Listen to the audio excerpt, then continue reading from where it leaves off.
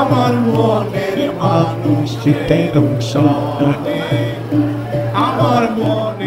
সুললিত কণ্ঠে গান বলে দিচ্ছে কতটা দরদ আর পরম মমতায় ভক্তদের মাঝে জায়গা করে আছেন বাউল সম্রাট লালন শাহ। তার তিরোধান দিবসকে ঘিরে কুমারখালীতে সাজ সাজ রব।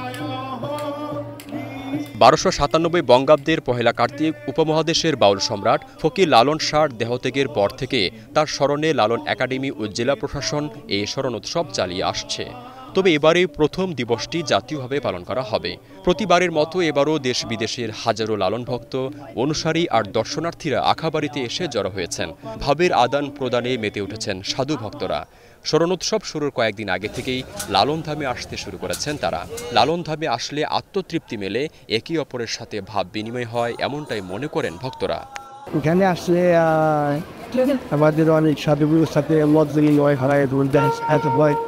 এই জন্য আমরা এখানে আসি।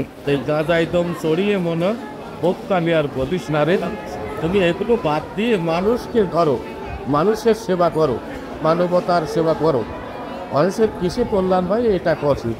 জ্ঞান চর্চার জন্য, জ্ঞান বেচা কিনার একটা সময়, কারণ বিভিন্ন এলাকা থেকে এখানে অনেক জ্ঞানী গুণী এখানে আসে। তিরোধান দিবসকে ঘিরে কালী নদীর তীরে বসেছে গ্রামীণ মেলা। হরেক রকম পণ্যের পসরা সাজিয়ে বসেছেন বিভিন্ন দোকানিরা। গ্রামীণ মেলায় বিক্রি হচ্ছে বিভিন্ন রকম খাদ্য, খেলনা এবং বাদ্যযন্ত্র। মেলা দেখতে এবং মেলা কত দূর কিভাবে হচ্ছে সেটা উপভোগ করতে, এটাই মানে এখানে প্রতি বছরই তো হয় মেলাটা, এবারও দেখা যাবে অনেক পর্যটক আসবে আর স্থানীয় মানুষরা তো আছেই। উৎসবকে নির্বিঘ্ন করতে সিসিটিভি ক্যামেরা স্থাপন সহ কয়েক স্তরে নিরাপত্তা ব্যবস্থা নিয়েছে প্রশাসন। সেবা কার্যক্রম খাদ্য সহায়তা দেওয়া হয় বা খাদ্য পরিবেশন করা হয়, সেটি জন্য আমরা পূর্ণাঙ্গ প্রস্তুতি গ্রহণ করেছি।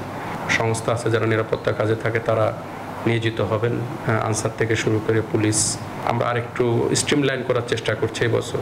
সংস্কৃতি বিষয়ক মন্ত্রণালয় ও জেলা প্রশাসনের সহযোগিতায় লালন একাডেমি 3 দিনব্যাপী উৎসব আয়োজনে প্রতিদিনই আখাবাড়ির মূল মঞ্চে আলোচনা সভার পাশাপাশি একাডেমির শিল্পীরা লালন ফকিরের আধ্যাত্মিক গান পরিবেশন করবেন।